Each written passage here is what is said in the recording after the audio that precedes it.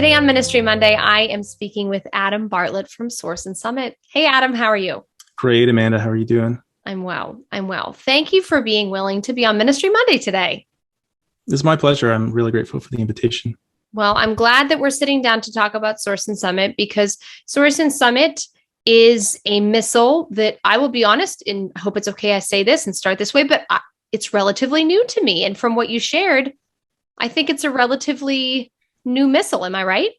Yeah, it's brand new. Yeah, it's a new annual missal that's becoming available. It's available now for order, and it will take effect. It'll begin on the first Sunday of Advent in the coming liturgical year. Right. Okay. So it's an annual missal then. That's right. Yeah. So It's actually growing out of its predecessor, which is the Lumen Christi Missal. Some people might be more familiar with that, which we have published as well. Source and Summit is actually a rebrand and expansion of Illuminare publications that I founded in 2011. So we've been serving parishes really for a decade now. And, I think we have 50, 60,000 Lumen Christi missals and hymnals out in parishes. And all that is kind of coming together and growing and expanding with the Source and Summit Missal and its accompanying digital platform. Cool. That's great. Now, you just alluded to the fact that, of course, it has its roots in the Lumen Christi Missal. So what was the thought process behind the genesis of the Source and Summit Missal itself? Yeah, so the Source and Summit Missal and the Source and Summit brand, really, in organization and vision, is an expansion and kind of further development of what Illuminare publications began. And really our aim is, I would say, twofold. One is to try to meet as many parishes where they're at, as possible through practical resources and tools that are, accessible and can really meet parishes wherever they find themselves. And then secondly, the vision is very focused on helping parishes and Catholics in our day connect what's happening in the liturgy and authentic liturgical participation to the broader aspects of the church's life and mission.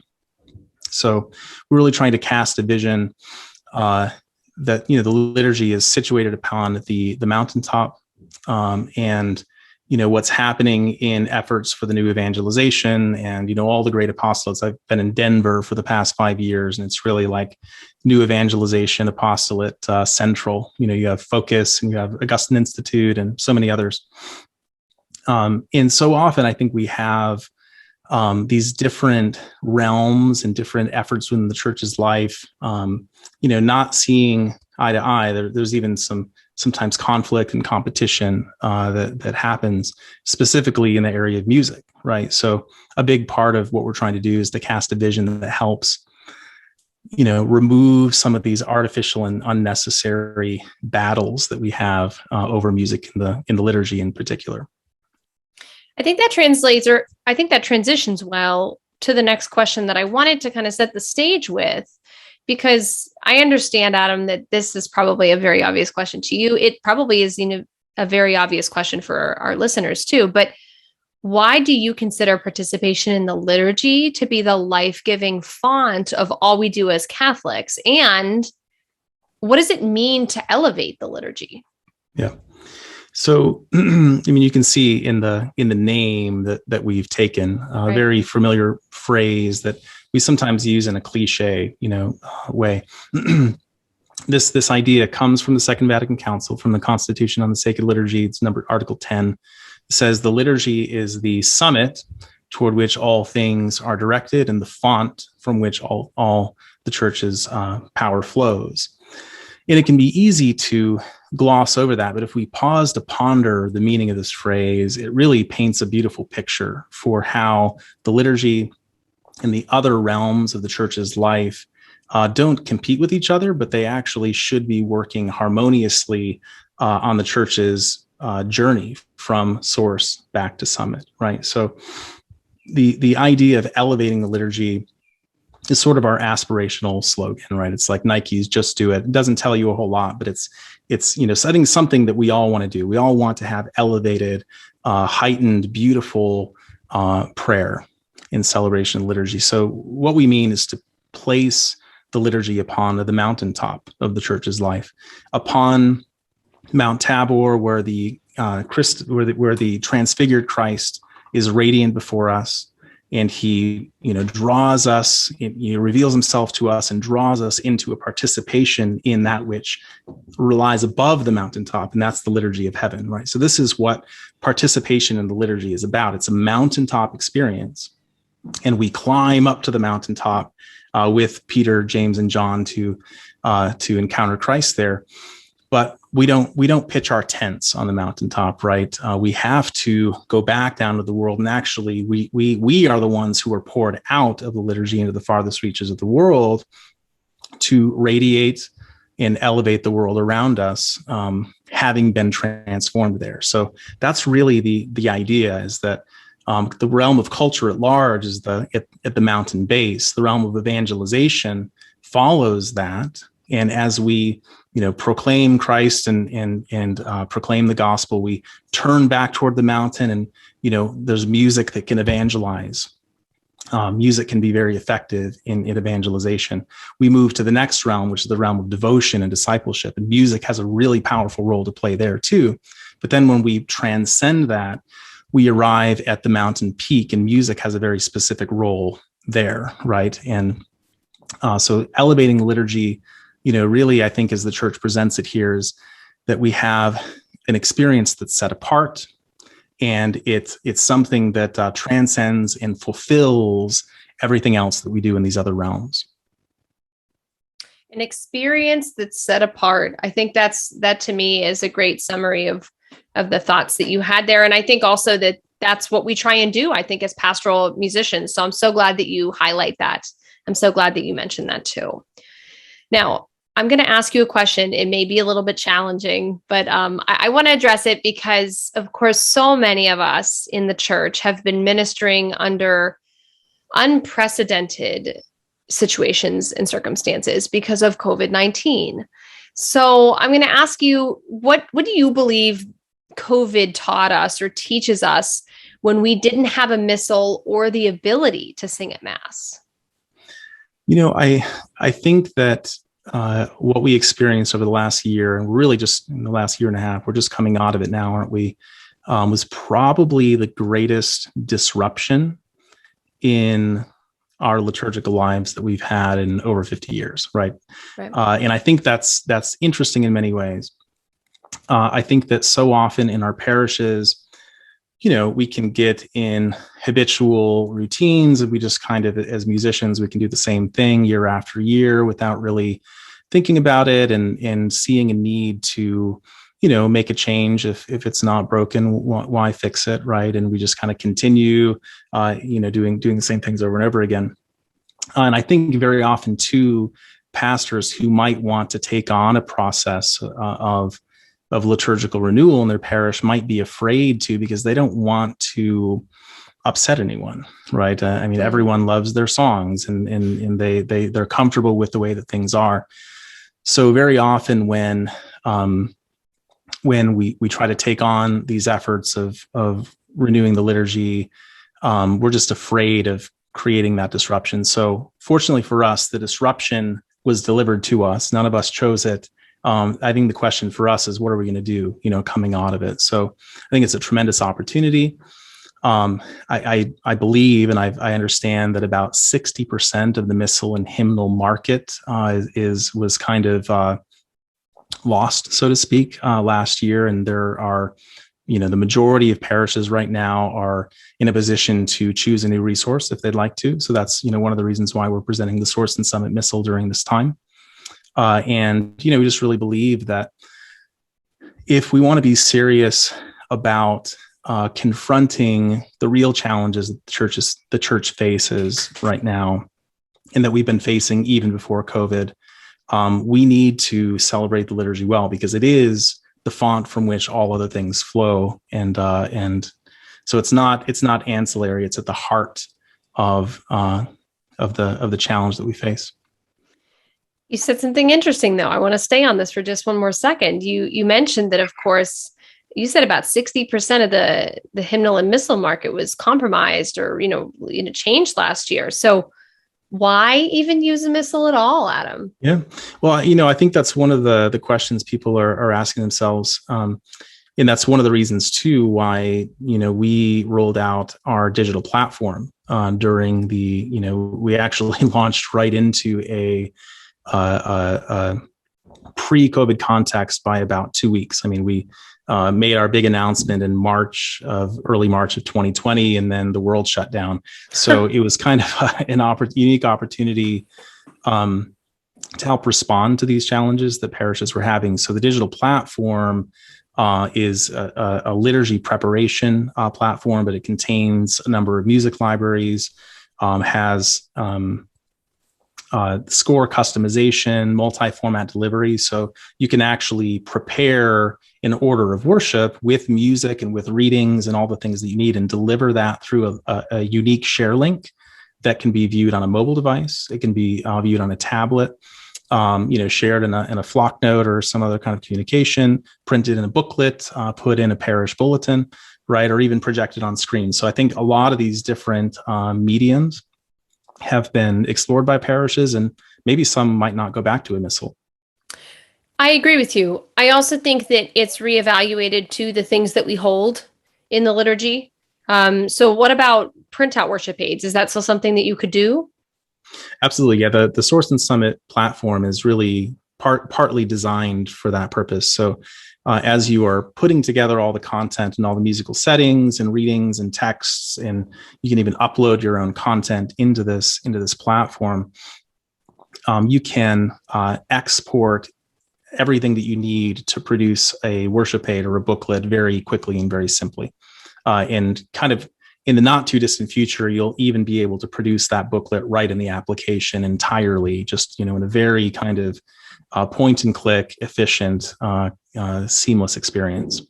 You mentioned something too about score customization. Could you talk about that for a second? The score customization is not something you can do on any other digital platform that's available.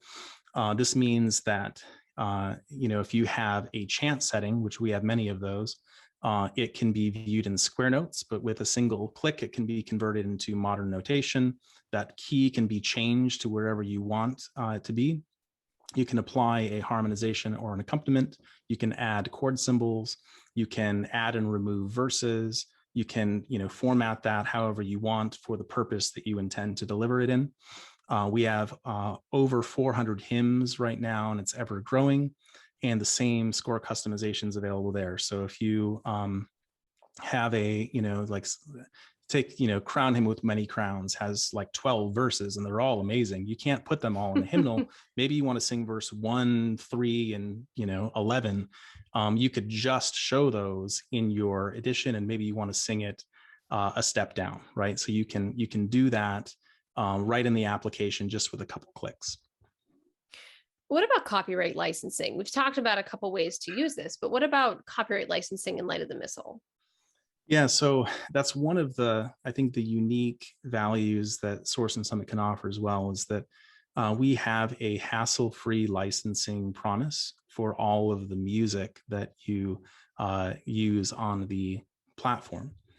And really what that means is that you don't need to purchase any additional reprint license.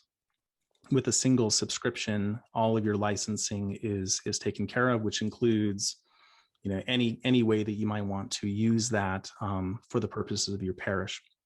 And the way that we do this actually is that the majority of the musical content on the platform is either in the public domain or is a part of the library of like antiphon settings that we have produced and that we hold the rights to.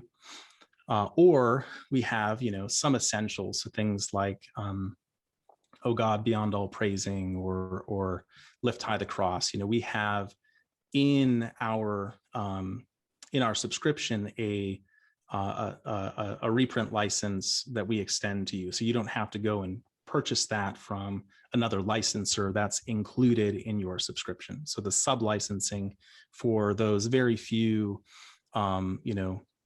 copyrighted musical settings from other publishers is sub-licensed and directly to you. Let's talk about the overall look of the Missal. So, what should the average parishioner or pastoral musician look for in this type of resource, this Missal, that they might not be used to seeing? Right. So, on the one hand, the Missal will contain most of the things that you would look for and expect in a Missal.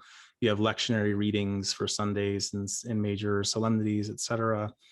You have antiphons for daily masses, and there are the scripture citations for daily mass as well, an order of mass, 12 mass settings, over 400 hymns, a very kind of large, beautiful selection of devotions in it as well. But really, I guess there are two key features that set it apart. One is that for the antiphons for every day, they are set to be sung. So for Sundays and solemnities, you have 3 composed antiphons in modern notation that are composed and arranged for congregational singing, very easily learned and sung, that are in line with the readings in the Missal section. So you have entrance, offertory antiphon, and communion antiphon for all of those parts of the Mass, in addition to the responsorial psalm and Alleluia. So that's one of the most differentiating features. You also have for daily Mass, in addition to Sundays, the antiphon text, not only in text form, but it's pointed so that it can be sung to one of 8 simple antiphon tones that are on the inside cover of the back of the Missal. So if you want to sing the antiphons in probably the simplest way imaginable, that's available to you. And you can even do it every day. So that's part one. Part two is the hymnal. So the hymnal contains over 400 hymns. 90 of them is the core repertoire of Spanish hymnody that parishes are accustomed to, about 30 Latin hymns.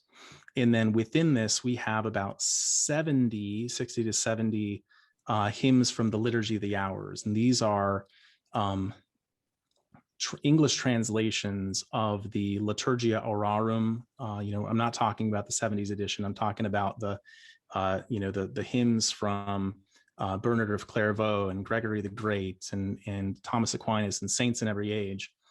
And those are set to familiar metrical tunes. So they're very, very useful for, various liturgies throughout the liturgical year, particularly for saints' days and for the higher privileged feasts throughout the year. Could you give us an example or two of the Spanish hymns that are included? Oh gosh, I'd have to pull up my my list here. But really, there are 2 different categories. There are hymns that are, translations of familiar English hymns. So you have, how am I not pulling it up from memory here? I was a music director in Phoenix for a decade, but that was a while ago. Like Jesus Christ is risen today in English, for example. But then you have sort of that core of more, familiar kind of floricanto style hymns. And a lot of that's in the public domain. And we know that parishes are familiar with them. So we've included all of that public domain content and have parity with the kind of the leading Spanish hymnals. Okay, great. That's great. So let's just say that a pastor musician is listening to this. Maybe they want to go in this different direction, but to be honest with you, Adam, maybe their parish and they were not used to as much chant-based music in their liturgy. How would a pastoral musician best introduce this resource into their parish when the parish might not be used to as much chant-based liturgical music? Yes. So if there's a desire to begin introducing the antiphons, right, at the Mass, right, the desire's there. Now, how do we do it, right?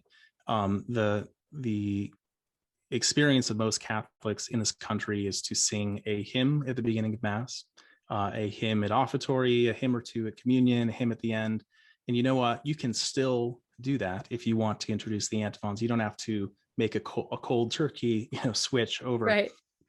What we usually recommend is to try to add these antiphons in without taking anything away. So if you are accustomed to singing an opening hymn, still do that. Maybe sing 2 verses of your hymn.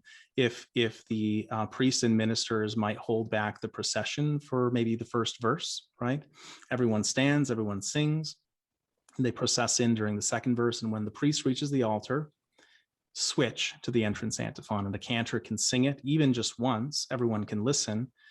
These settings in the Missal, everyone can sing. So, the choir can, and with some repetition, people can start to assimilate that style, sing a couple verses. But what's very important is for the priest then to chant, even if he would, in the name of the Father and the Son and the Holy Spirit. You get that seamless transition from the chanted antiphon right into the chanted order of Mass. And then he says, brothers and sisters, as we just heard in our entrance antiphon today, the Lord calls us to come and bow down before him and worship him. And so let us call to mind our sins, so that we can, we have to help people understand what they are, if this is coming out of left field and so forth.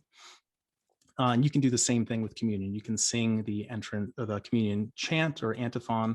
There's still plenty of time to sing a hymn or a choral, motet, whatever you want to do.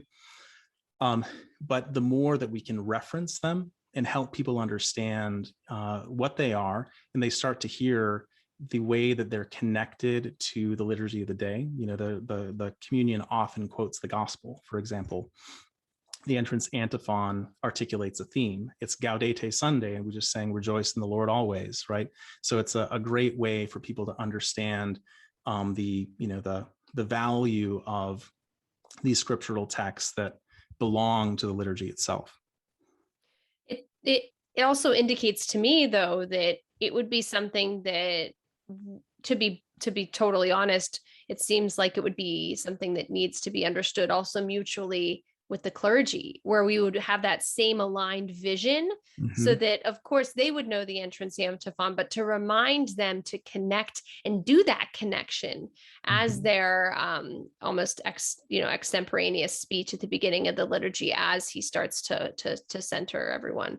It sounds like that would be a good opportunity to build that relationship with the music and the efforts of the clergy. Without a doubt. And I think the other thing too, I don't know how often priests would preach on a hymn. Maybe from time to time they might say, we'll sing this hymn during communion today, and I wanted to pull this inside out. But the general instruction of the Roman Missal says that liturgical preaching can be in reference to any liturgical text. So if they start preaching on the antiphons and, connecting the responsorial psalm to, a part of the gospel, and we have, it really starts to help people start thinking and seeing the value and really deriving, spiritual value from those texts. Yeah, absolutely. Absolutely. So a couple more questions before we wrap up here. So we've alluded to it, but I kind of want to circle back and ask again, just to crystallize it. How does Source and Summit help parishes renew the liturgy on a local level? Yeah. So we really do that in 3 ways. The first is through the Missal. So, we're trying to put, everything that you would need in the hands of your parishioners to start singing the Mass even more, particularly through the antiphons and the core repertoire of hymnody. The second is through the digital platform, which is this very innovative and comprehensive tool. Is really nothing else like it out there. And it puts the riches of the liturgy at your fingertips, is what we really like to say, and makes that task easy. Because very often when you're trying to prepare a sung liturgy that's singing the liturgical texts, you have to have a dozen books on your shelf, and you're trying to figure out what common was it that I was using, and what about this setting, and I need an accompaniment. And I mean, you're smiling, you probably know that problem, right? It's challenging. So this is one screen, point and click, everything that you need is there, so it makes it easy. And then third is our academy, that's really just beginning to roll out. And the academy is providing just training and very simple and clear formation resources to help you prepare your cantors and to prepare your choir and answer the questions that you might have as well, and kind of to be there as a guide. If someone wants to learn more about Source and Summit, or get a closer look at the Missal or the digital platform, where and how can they take a look at it? So you just go to sourceandsummit.com, www.sourceandsummit.com, and you can preview digital contents of the Missal there, or request a sample copy. And those are all going to be shipping out in September. You can sign up for a free 30-day trial on the digital platform and get immediate access. Again, completely free, no need to enter a credit card or anything like that. And you can, learn more about our mission and vision on the website as well, sourceandsummit.com. Great. Any other closing thoughts? Anything I may have missed that you want to mention? Gosh, well, I don't know. I'm just, grateful for the invitation to be with you and to, present these resources to parishes. As I said, I think that we're just in a really kind of unusual time in the life of the church right now. And we didn't plan to be releasing this into a pandemic and post-pandemic context, but it's really kind of a unique opportunity. So I would just say that, if any pastoral musicians have the desire to begin, singing the antiphons, or to have congregations sing them effectively as well, give Source and Summit a shot. I would really love to talk with you and give you a personal demo of the platform, and answer any questions that you might have. Adam, I'm so grateful for your time today. I mean, it's you mentioned to me at the start before we started recording that you've been doing quite a few of these types of things. And so I'm grateful that you were willing to get into the nuts and bolts today, a little bit of the specifics, especially the digital platform with us today. And I'm just grateful for your time, because I know you're really busy as you're really going in full launch mode. So thank you. Thank you so much for your time. And thank you for Source and Summit, and really hoping with all of your efforts that we continue to renew and strengthen that love of the liturgy, so that we as disciples can go out into the world and do our job and do our mission. Yeah, well, thanks be to God. And thank you, Amanda, as well, for the invitation. Delight to be with you. And, hopefully we can continue to collaborate and support, your efforts too, in whatever way we can. That would be great. That would be great.